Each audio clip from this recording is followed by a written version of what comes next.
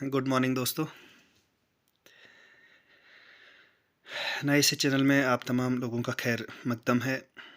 इसमें हम शुरू करने जा रहे हैं फॉरेस्टर एग्ज़ाम जो अगस्त में होने जा रहा है 2024 में। तो इसके लिए प्रिपरेशन हमने शुरू करनी है आज से, और तमाम आपकी खिदमत में बहुत अच्छी मेहनत के साथ नोट्स बनाकर हाजिर होते हैं। आप तमाम का साथ चाहिए। ये नोट्स पहले हम फ़िज़िक्स के लिए शुरू करेंगे। जो सिलेबस में JKSSB की तरफ से फॉरेस्टर के लिए आया है, उसमें 11th 12th की जो साइंस सब्जेक्ट की जो किताबें हैं वो तमाम जो है आपने तैयार करनी है। तो उसमें फ़िज़िक्स, केमिस्ट्री और बायो, ये 3 11th के सिलेबस के हिसाब से उन्होंने दी हुई हैं।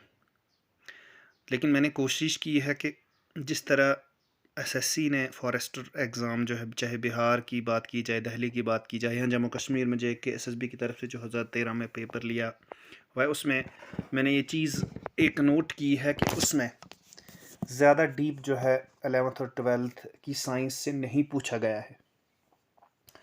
तो बहुत स्टडी करने के बाद मैंने ये नोट्स आप तक पहुंचाने की कोशिश की है, ताकि इसमें से जितना भी क्वेश्चन पेपर हो इससे बाहर ना आए। तो यही कोशिश मेरी रही है, क्योंकि मैंने काफ़ी इस के ऊपर जो है स्टडी की हुई अभी तक के कहाँ से क्वेश्चन पूछे जाते हैं JKSSB की ओर से। तो मैंने यही पाया कि जो भी मटेरियल मैं आप तक पहुंचा रहा हूं, इससे बाहर जो है कोई भी क्वेश्चन जो है नहीं आने वाला है। तो इस पहली वीडियो के अंदर पार्ट 1 के अंदर हम ने पहला जो फिज़िक्स का 11th का पहला जो चैप्टर है फिज़िक्स का, यूनिट और मेजरमेंट, तो उससे हमने लिया हुआ है। और बहुत बड़े मटेरियल को हमने कंसल्ट किया है, अलग अलग जगहों से हमने ये चीज़ें लाई हैं और फिर टाइप करके आपकी खिदमत में पहुंचाने का प्रयास किया है।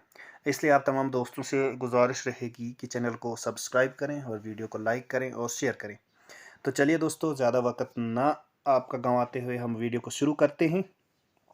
तो सबसे पहले है यूनिट और मेजरमेंट, जो चैप्टर का नाम है। तो इसमें सबसे पहले मेजरमेंट दिया है कि मेजरमेंट क्या चीज़ होती है। तो ये कंपैरिजन होता है किसी भी फिजिकल क्वांटिटीज़ का उसके स्टैंडर्ड यूनिट के साथ, तो उसको मेजरमेंट कहेंगे। किसी भी फिजिकल क्वांटिटी का जो मेजरमेंट कंपैरिजन होता है वो उसके स्टैंडर्ड यूनिट के साथ, उसको मेजरमेंट बोलेंगे।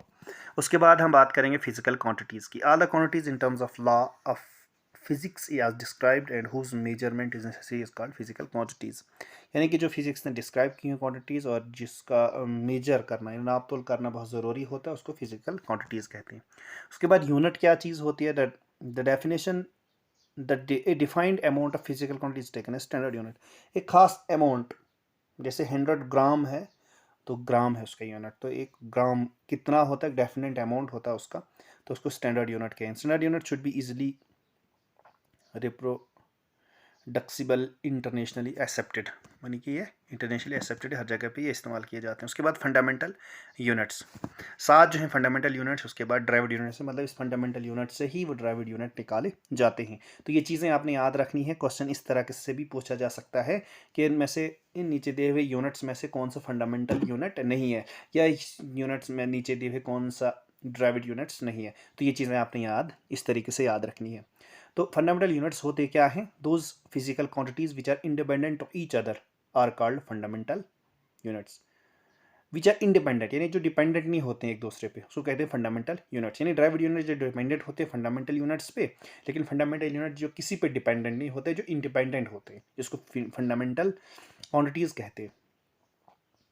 और उसके यूनिट्स को फंडामेंटल यूनिट्स कहा जाता है। जिस तरीके से यहाँ पे दिया हुआ फंडामेंटल क्वांटिटीज़ और उनके यूनिट्स दिए हैं, सिंबल भी आगे दिए हुए हैं। जैसे लेंथ का मीटर है और उसका m है सिंबल, उसके मास किलोग्राम है, kg है, टाइम सेकंड, और s दिया हुआ है सेकंड के लिए सिंबल।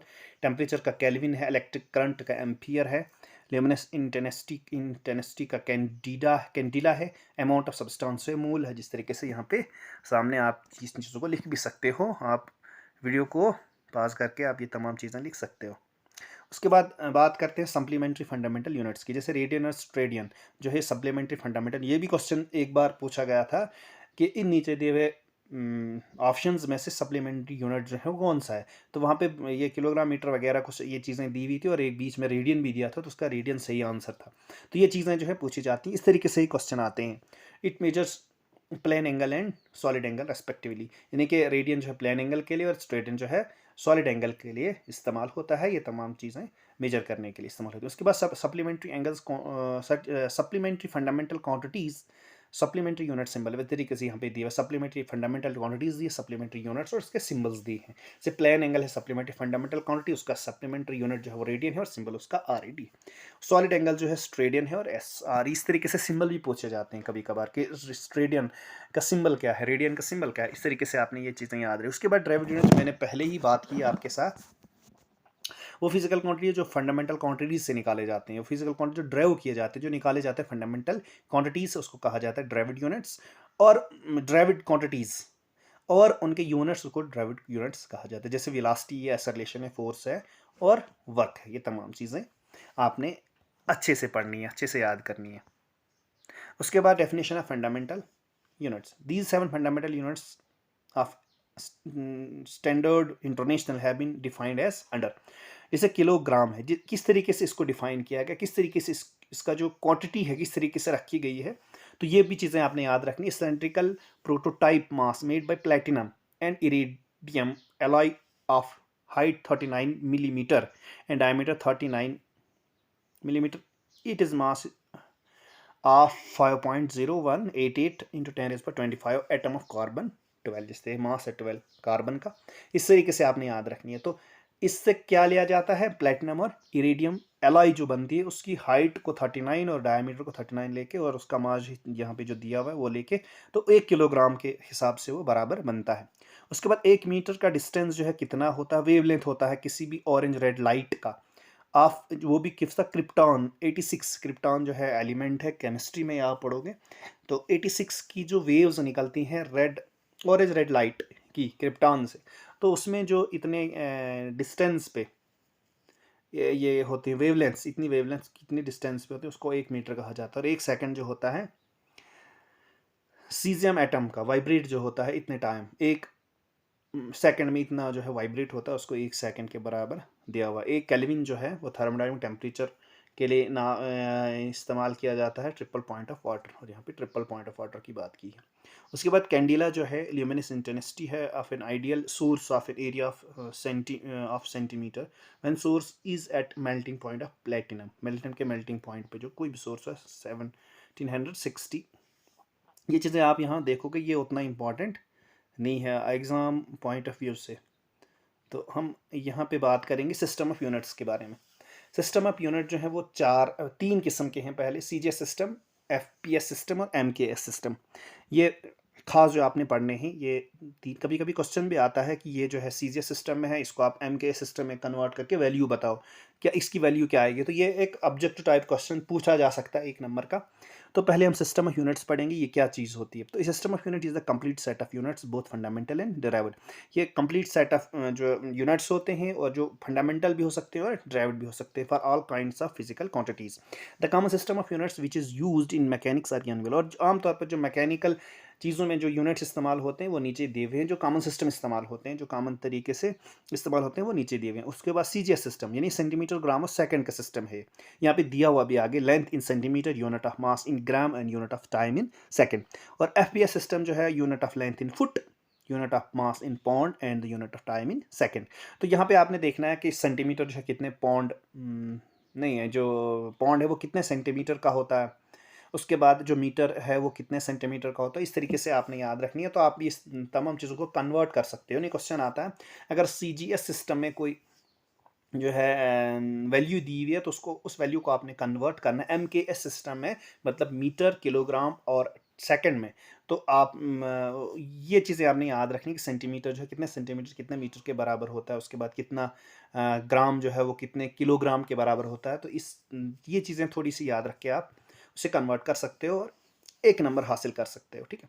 तो उसके बाद एमके सिस्टम में जो है यूनिट जो है वो लेंथ का मीटर होता है और मास का किलोग्राम होता है और टाइम का होता है सेकेंड। उसके बाद SI जो सिस्टम होता है, in standard international system contain 7 fundamental units and 2 supplementary fundamental units. इस तरीके से हमने पहले बात की, जो है 7 जो फंडामेंटल यूनिट्स हैं और सप्लीमेंट्री यूनिट जो है, जिस तरीके से स्ट्रेडन और रेडियन की हमने बात की थी पहले। देखो यही चीज़ आपने रिलेशन में याद है, relation between mechanical SI units and the common used units physical unit. जैसे लेंथ है तो Y1, जिससे ये भी चीज़ें आपने याद रखनी, ये कन्वर्शन के लिए आपको इस्तेमाल में आएंगे। अगर कन्वर्ट आपने MKS सिस्टम को CGS सिस्टम में करना है, या CGS को MKS या FPS सिस्टम में कन्वर्ट करना है, तो ये चीज़ें आपको वहाँ पे काम आएंगी। इसके से लेंथ और मास के लिए दिया हुआ 1 माइक्रोमीटर जो है 10⁻⁻6 मीटर के बराबर होता है। 1 एंगस्ट्रॉम होता है 10⁻10 मीटर के बराबर। 1 मैट्रिक टन 10⁻3 kg के बराबर, किलोग्राम के बराबर। तो मास के लिए ये चीज़ें दी हुई हैं, ठीक है। उसके बाद वॉल्यूम के लिए दी है 1 पॉइंट जो है वो इस चीज़ें, ये तमाम आप लिख सकते हो। फोर्स का 1 डाइन जो है 10⁻5 न्यूटन के बराबर। तो ये चीज़ें आप यहाँ से देख सकते हो और अपनी कॉपी पे नोट करके इसको याद भी कर सकते हो। ये इसमें समझने वाली कोई ज़्यादा चीज़ें नहीं है, आपने सीधे इन चीज़ों को याद रखना है। जैसे 1 अर्थ जो है 10⁻⁻7 जूल के बराबर होता है, जिसमें वर्क और एनर्जी पावर जो है इस तरीके से आपने याद रखनी है। 1 horse power is equal to 746 watt के बराबर होता है। तो ये चीज़ें आपने, सम प्रैक्टिकल यूनिट जो है यहाँ पे दिए हुए हैं, ये भी लाइट ईयर जिस तरीके से एस्ट्रोनॉमिकल यूनिट्स होते हैं, ये लाइट ईयर से 9.46 × 10⁻15 मीटर के बराबर होता है 1 लाइट ईयर का डिस्टेंस। तो ये चीज़ें आप 1 गैलेक्सी जो है जितने किलोग्राम के बराबर होता है, ये चीज़ें आपने याद रखनी है। उसके बाद डायमेंशंस के बारे में थोड़ा हम पढ़ेंगे। Dimensions of any physical quantity are those powers which are raised on fundamental units to express its unit. And dimensions वो फिजिकल क्वांटिटीज़ के जो उठाए जाते हैं, जो निकाले जाते हैं उसके फंडामेंटल यूनिट पे, तो जिसको एक्सप्रेस किया जाता है यूनिट्स के अंदर। The express which allows we shows how and which of the base quantities represent the dimension of the physical quantity, जिसमें सीधे M, L और T आता है। मतलब M मास, L होता है लेंथ और S होता है सेकेंड। तो इसमें आपने डायमेंशन फार्मूला आपने किसी भी फिजिकल क्वांटिटी, और ये भी क्वेश्चन पूछा गया है 2013 के फॉरेस्ट एग्जाम में, ये भी चीज़ पूछी गई थी कि एक फार्मूला दिया हुआ था वहाँ पे वेलोसिटी का, तो आपने उस वेलोसिटी के डायमेंशंस को बताने थे। तो बहुत बिल्कुल ईजी हैं, आपने फार्मूलेज थोड़े से याद रखने हैं। तो अगली वीडियो में आपको वो फार्मूलाज तमाम जो है लेके आऊँगा। अगली वीडियो के अंदर बात करेंगे फार्मूलाज के बारे में। तो इसमें पहले हम ये चीज़ें देखते हैं कि किस तरीके से इनको निकाला जाता है इसके डायमेंशंस को MKS सिस्टम में। जिस तरीके से यहाँ पे पहला एरिया दिया हुआ है, अब यहाँ पे फार्मूला तो नहीं लिखा है, लेकिन एरिया का फार्मूला होता है सेंटीमीटर स्क्वायर। जिस तरीके से बात की जाए मीटर स्क्वायर या सेंटीमीटर स्क्वायर, इस तरीके से यहाँ पे एरिया दिया। जैसे लेंथ इंटू ब्रेड्थ वो एरिया होता है, वॉल्यूम होता है length into breadth into height, इस तरीके से यहाँ पे दिया है।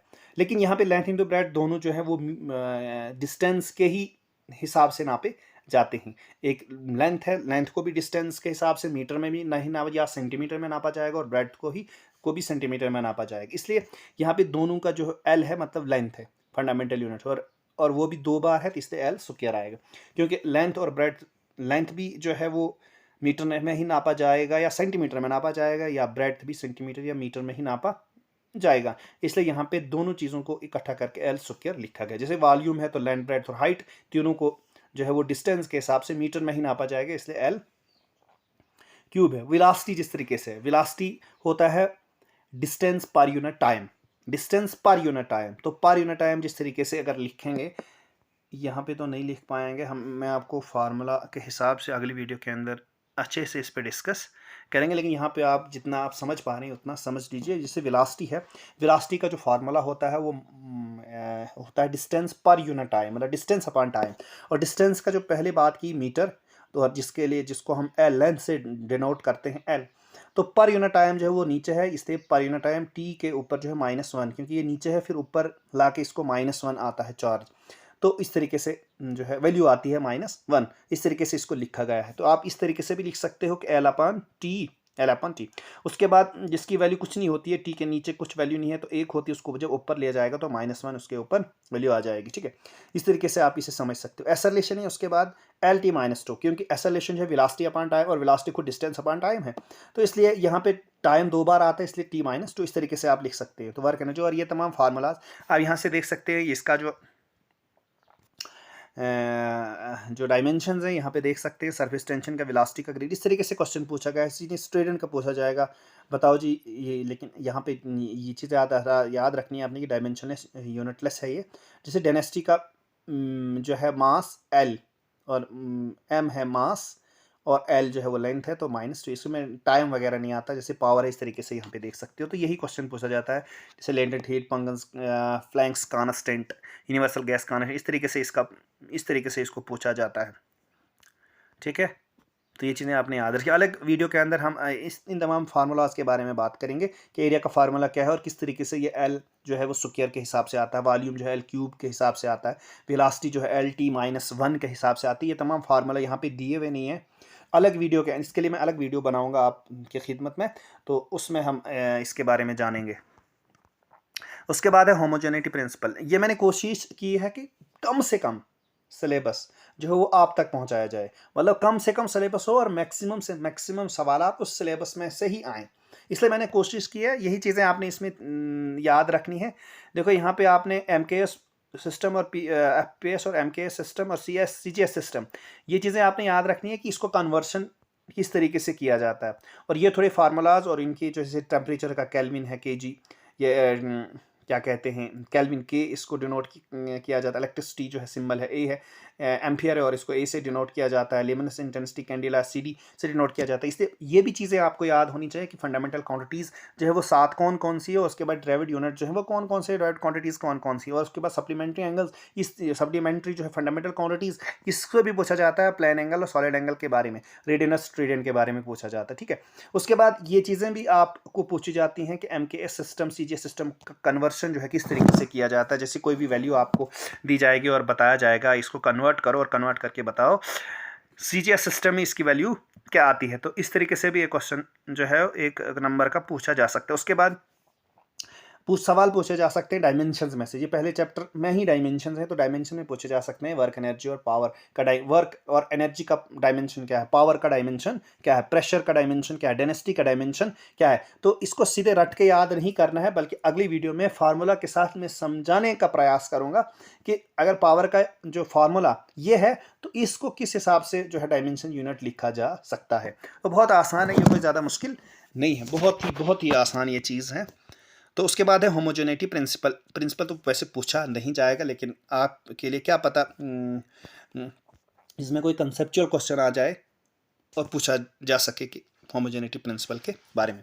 तो ये डायमेंशंस होते हैं लेफ़्ट और राइट किसी भी इक्वेशन के, और इक्वल किया जाता है लेफ़्ट और राइट। इस इक्वेशन समझ इस लफ्ज़ से ही पता चलता है, अल्फाज से ही, कि इक्वेशन का मतलब होता है बराबर, जो दोनों लेफ्ट और राइट हैंड साइड जो है वो बराबर होती है, उसको होमोजेनिटी प्रिंसिपल कहते हैं।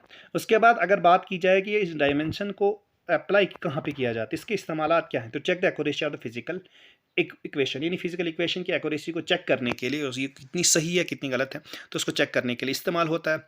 Change a physical quantity from one system of units and the system of units, यानी कि किसी भी फिजिकल क्वांटिटी को डायमेंशन से हम उसे तब्दील कर सकते हैं, चेंज कर सकते हैं एक यूनिट से दूसरे यूनिट, जो CGS सिस्टम से MKS सिस्टम है, to obtain the relationship between different physical quantities. अब रिलेशनशिप भी जो है इससे निकाला जाता है, फिजिकल क्वांटिटीज़ का, मुख्तलिफ फिजिकल क्वांटिटीज़ का रिलेशनशिप, उनके बीच का तालमेल समझो आप। उसके बाद है इसमें, इस चैप्टर में लास्ट एक टॉपिक है जिसको सिग्निफिकेंट फिगर्स कहा जाता है। सिग्निफिकेंट फिगर्स बहुत ही इंपॉर्टेंट है, ये पूछा जा सकता है और 110% पूछा जा सकता है। In the measured value of the physical quantities, number of digits about the correctness of which we are sure plus the next doubtful digit is called significant figures. तो इसमें इससे आपको ये चीज़ समझ नहीं आएगी, इसके रूल्स हम पढ़ेंगे तो आपको पता चलेगा कि सिग्निफिकेंट फिगर्स को कैसे निकाला जाता है। बहुत ही आसान है, बिल्कुल दो मिनट में आप इस चीज़ को आसानी समझ सकते हो। कहते हैं all non zero digit are significant figures. इन नॉन जीरो डिजिट जो भी होते हैं, जो जीरो नहीं होते हैं, जैसे 4362 इसमें कोई जीरो नहीं है, तो ये तमाम जो है सिग्निफिकेंट फिगर्स कहलाए जाएंगे। तो अगर 4362 में अगर सिग्निफिकेंट फिगर्स जो है निकालना चाहते होंगे तो इसमें 4 आएगा, देखो 4 3 6 2, इसमें 1 1 2 3 और 4 डिजिट्स हैं। जितने भी नॉन जीरो फिगर्स हैं, डिजिट्स हैं, वो सिग्निफिकेंट फिगर्स कहलाएंगे। और क्वेश्चन भी पूछा जैसे ये नंबर दिया हुआ नीचे, तो आपको बताया जाएगा इसमें बताओ कितने सिग्निफिकेंट फिगर्स हैं, तो ऑप्शन में 1 2 3 4 दिया होगा, तो उसका 4 आंसर होगा। ठीक है, इस तरीके से निकाला जाता है। All zeros occurring between non zero digit are significant, यानी कि ऑल जीरोज, यानी कि यहाँ पे बात की थी पहले कि जितने भी नॉन जीरो डिजिट्स हैं उसको सिग्निफिकेंट कहलाया जाएगा। लेकिन अगर जीरो भी होगा, लेकिन वो जीरो तब भी सिग्निफिकेंट फिगर कहलाया जाएगा अगर वो दो नॉन जीरो डिजिट्स के बीच में है। सही, यहाँ पे 1 और 5 जो है वो एंड पे 2 डिजिट्स हैं और इनके बीच में जीरोज हैं, तो ये भी सिग्निफिकेंट फिगर्स में काउंट किया जाएगा। इसमें भी 4 सिग्निफिकेंट फिगर्स हैं। जैसे ऐसा नहीं है कि यहाँ पे पहले में दिया है कि जो भी नॉन जीरो डिजिट्स हैं और यहाँ पे जीरोज आ गए तो इसके सिर्फ 2 सिग्निफिकेंट फिगर्स होंगे, ऐसा नहीं है, बल्कि एंड पे 2 डिजिट्स नॉन जीरो डिजिट्स हैं और उसके बीच में अगर जीरो है तो वो भी गिने जाएंगे सिग्निफिकेंट फिगर्स में, तो इसमें भी 4 सिग्निफिकेंट फिगर्स है। उसके बाद all zero to the right of the last non zero digit are not significant. जैसे यहाँ पे है, यहाँ पे समझने वाली बात है तीसरे पॉइंट में कि अगर कोई जीरो जो है वो राइट साइड है, ये नॉन जीरो के राइट साइड में है, नॉन जीरो के राइट साइड में, और उसके राइट साइड में कुछ भी नहीं है, उसके यानी जीरो के राइट साइड में कुछ भी नहीं है, लेकिन लेफ्ट साइड डिजिट्स हैं, और वो जो है सिग्निफिकेंट फिगर्स में गिना नहीं जाएगा। इसलिए यहाँ पे अगर आपने देखना 6250 है, तो इसमें ये जो लास्ट वाला जीरो है ये सिग्निफिकेंट फिगर्स में गिना नहीं जाएगा। इसलिए इस तरीके से भी क्वेश्चन पूछा जा सकता है। देखो यहाँ पे अगर इन चीज़ों को आप पढ़ के नहीं जाते हैं एग्जाम में, तो आप इसका गलत टिक मार करके आओगे, 6250 आप 4 मार करके आओगे। तो इसलिए इस चीज़ को भी हमने अच्छे से पढ़ना है कि जो राइट साइड पे जीरो होगा किसी भी नॉन जीरो डिजिट के, तो वो जो है सिग्निफिकेंट फिगर में ऐड नहीं किया जाएगा। इसलिए इसमें 3 सिग्निफिकेंट फिगर्स हैं। उसके बाद चौथा, in the digit less than 1 all zeros to the right of the decimal point and the left of a non-zero digit are not significant, are not significant। मतलब लेस देन 1, लेस देन 1 मतलब जो point में है वही less than 1 कहलाया जाएगा। उसमें जितने भी लेफ्ट साइड, नॉन जीरो के लेफ्ट साइड और डेसिमल के राइट साइड, डेसिमल के राइट साइड जितने भी जीरोज हैं वो गिने नहीं जाएंगे, जिस तरीके से यहाँ पे दिया हुआ है। देखो यहाँ पे है all zeros to the right of the decimal point, ये डेसिमल पॉइंट जहाँ पे थी उसके राइट है, उसके दाएं साइड 2 जीरोज हैं, तो ये भी गिने नहीं जाएंगे। उसके बाद left side, left side of a non zero digit, left side of a non zero digit, या तो left side non zero digit के, मिसाल के तौर पर जो पॉइंट के लेफ्ट साइड अगर 1 होता, उसके लेफ्ट साइड जितने भी जीरोस होंगे वो भी गिने नहीं जाएंगे, लेकिन वो 1 गिना जाएगा। इसलिए नॉन जीरो यहाँ पे दिया हुआ, left side of non zero digit, non zero digit के लेफ्ट साइड जो भी, वो भी सिग्निफिकेंट फिगर में गिना नहीं जाएगा। इसलिए यहाँ पे बहुत सारे डिजिट्स हैं लेकिन ये जीरो नहीं गिने जाएंगे, इसलिए यहाँ पे सिर्फ 3 सिग्निफिकेंट फिगर्स आपको मिलेंगे। उसके बाद है all zeros to the right of non zero digit, यानी जितने भी जीरोज हैं किसके राइट में, नॉन जीरो, मतलब किसी भी डिजिट के, in the decimal part are significant, decimal part के अंदर, डेसिमल पार्ट। देखो यहाँ पे हमने ऊपर पढ़ा था, अगर तीसरे पॉइंट की आप बात करोगे तो यहाँ पे पढ़ा था हमने डिजिट के, नॉन जीरो डिजिट के राइट में अगर कोई जीरो है तो वो सिग्निफिकेंट फिगर में ऐड नहीं किया जाएगा। लेकिन यहाँ पे ये चीज़ आपने याद रखनी है, अगर पॉइंट है और पॉइंट के राइट में, पॉइंट के राइट में अगर कोई नॉन जीरो डिजिट है तो वो ऐड किया जाएगा। आप समझ रहे हैं मेरी बात?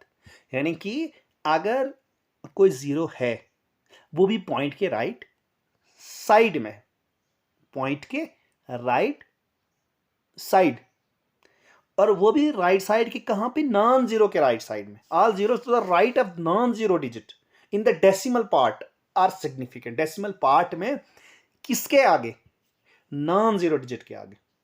बात समझ रहे हैं, डेसिमल पार्ट के अंदर। लेकिन मिसाल के तौर पर कोई क्वेश्चन है डेसिमल में दिया हुआ है, उस डेसिमल में नॉन जीरो के राइट में, नॉन जीरो के दाएं में, यानी कि 1 से 9 तक जितने भी डिजिट होंगे उसके राइट में अगर कोई जीरो है तो वो सिग्निफिकेंट फिगर में ऐड किया जाएगा।